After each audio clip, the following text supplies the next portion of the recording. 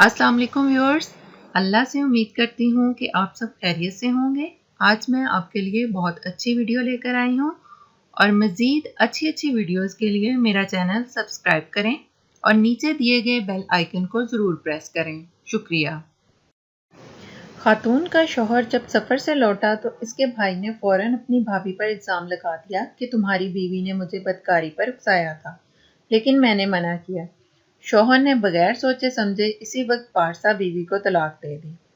बयान किया जाता है कि एक शख्स ने निहायत खूबरू और परहेजगार खातून से शादी की। दोनों एक दूसरे से खूब मोहब्बत करते थे। मुसरत भरे दिन गुजर रहे थे। एक मर्तबा शौहर को तलबे रिज़्क़ के लिए सफ़र की हाजत आन पड़ी। फिक्र लाहक हुई कि अपनी बीवी को घर में तन्हा कैसे छोड़े। कराबतदारों में किसी मोतबर शख्स की तलाश शुरू की। उसे अपने सगे भाई के अलावा कोई मोतबर जिम्मेदार ना मिला। भाई के घर में बीवी को छोड़ा, मगर प्यारे नबी सल्लल्लाहु अलैहि वसल्लम का ये फरमान भूल गया, देवर मौत है, और वो सफ़र पर रवाना हो गया।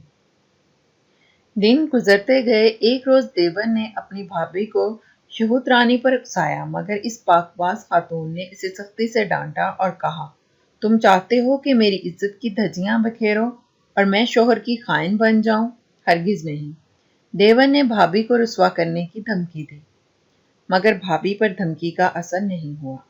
कहा, तुम जो करना चाहो करो, मेरे साथ मेरा रब है। इसने खातून का शौहर जब सफर से लौटा तो इसके भाई ने फौरन अपनी भाभी पर इल्जाम लगा दिया कि तुम्हारी बीवी ने मुझे बदकारी पर उकसाया था, लेकिन मैंने मना किया। शौहर ने बगैर सोचे समझे इसी वक्त पारसा बीवी को तलाक दे दी और कहा, मुझे अपनी बीवी से कुछ नहीं सुनना है, मेरा भाई सच्चा है। वो मुत्की और खुदातर्स खातून घर से अनजान मंजिल की तरफ निकल पड़ी। रास्ते में एक आबिद और जाहिद का घर पड़ा। दरवाजे पर दस्तक दी और अपनी सारी कहानी आबिद से कह डाली। इस इबादत गुजार बंदे ने अपने छोटे बेटे की निगहदाश्त पर इसे मामूर कर दिया। एक दिन आबिद घर से किसी काम के लिए बाहर गया। घर का नौकर मौका पाकर इस खातून पर डोरे डालने लगा, मगर अज़्मो सबात की पैकर ने अल्लाह की मेसत से इनकार किया और कहा, नबी सल्लल्लाहु अलैहि वसल्लम ने हम सबको तनबीह की है कि कोई शख्स किसी अजनबी खातून के साथ खलवत में हरगिज ना हो, इसलिए कि इनका तीसरा शैतान होता है। नौकर ने खातून को धमकी दी कि मैं तुम्हें बड़ी मुसीबत में फंसा दूंगा, मगर इस पैकरोपत के पांव में लर्जिश भी नहीं आई। नौकर ने आबिद के बच्चे को कत्ल कर दिया और आबिद के घर लौटने पर कत्ल का इल्ज़ाम इस खातून पर आयद कर दिया। इस अल्लाह वाले आबिद को गुस्सा तो बहुत आया, मगर अल्लाह से अजर की उम्मीद बांध कर सब्र कर गया। 2 दिनार उजरत के तौर पर खातून को दिए और घर छोड़ने का हुक्म दिया।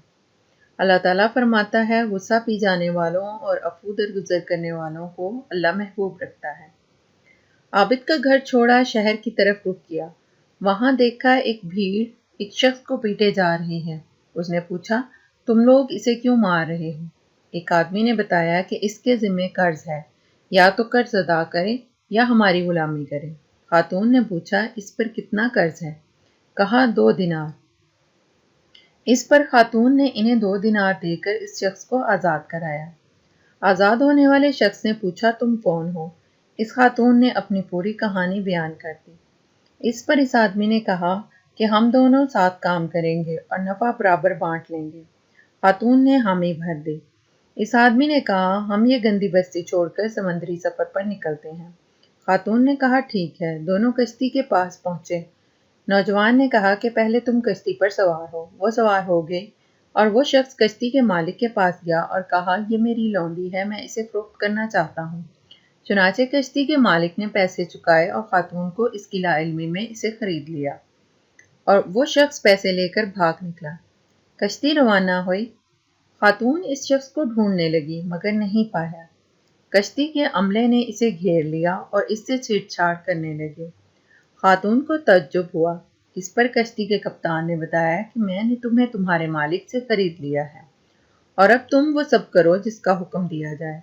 उसने मुल्तजाना लहजे में कहा, मैं अल्लाह की नाफरमानी नहीं कर सकती, मुझे छोड़ दो। ये कहना ही था कि समंदर में आंधी और तूफान आया। कश्ती डूब गई। जहाज का अमला और सारे मुसाफिर डूब गए, लेकिन वो साबिर खातून बच गए। اس وقت امیر شہر ساحل سمندر پر تفریح میں مشغول تھا۔ بے موسم کی آندھی کو دیکھ کر وہ بھی گھبرایا، لیکن اس کا اثر ساحل پر نہیں تھا۔ پھر یکایک اس کی نگاہ اس خاتون پر پڑی جو ایک تختے کے سہارے ساحل کی طرف آ رہی تھی۔ امیر نے گارڈوں کو حکم دیا کہ اسے میرے پاس لایا جائے۔ اس خاتون کو محل لے جایا گیا۔ ماہر اطباء کی نگرانی میں اس کا علاج شروع ہوا۔ جب اسے فاقہ ہوا تو امیر شہر نے اس سے دریافت کیا تو اس نے ساری حکایت بیان کر ڈالی۔ دیوت کی خیانت سے لے کر کشتی والوں کی شرارت تک سارے واقعے بیان کیے۔ حاکم شہر کو اس کے صبر نے مو لیا اور اس سے شادی کر لی۔ امور سلطنت میں مشیر کار کی حیثیت ملی اور چند ہی دنوں میں اس کی زبردست رائے اور قوت فیصلہ کی شہرت دور دور تک پھیل گئی۔ وقت گزرتا گیا، نیک حاکم کا انتقال ہو گیا۔ ایان شہر اکٹھا ہوئے کہ کس کو اب حاکم بنایا جائے۔ متفقہ طور پر لوگوں نے اس ذہین اور عاقل خاتون زوجہ امیر شہر کو اپنا امیر منتخب کر لیا۔ حاکم بنتے ہی اس خاتون نے ایک وسیع میدان میں کرسی لگانے کا اور شہر کے تمام مردوں کو حاضر ہونے کا حکم دیا۔ تمام مرد حضرات اس کے سامنے سے گزرنے لگے۔ اس نے اپنے سابق شوہر کو دیکھا اور کنارے ہو جانے کا اشارہ کیا، پھر اس کے بھائی دیور کو کنارے ہونے کا حکم دیا۔ عابد کو بھی ایک کنارے کیا، پھر اس نے عابد کے نوکر کو دیکھا، اسے بھی مجمع سے الگ کرنے کا حکم دیا۔ پھر اس خبیث شخص کو دیکھا جسے اس خاتون نے آزاد کرایا تھا، اسے بھی کنارے کھڑا ہونے کا حکم دیا۔ اب باری باری فیصلہ کرنے لگی۔